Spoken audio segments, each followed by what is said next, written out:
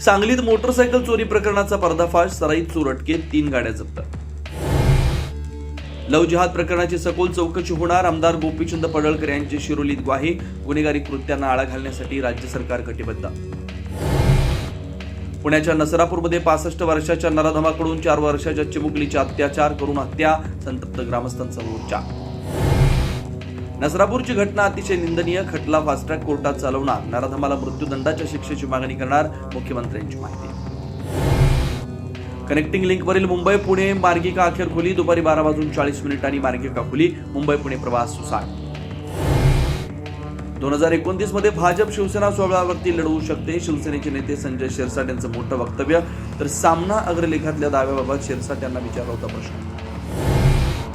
अशोक खरातला अटक करण्यासाठी ईडीच्या हालचालींना वेग, मनी लॉन्ड्रिंग प्रकरणी विशेष PMLA कोर्टामध्ये वॉरंटसाठी अर्ज, सध्या अशोक खरात नाशिक पोलिसांच्या ताब्यात.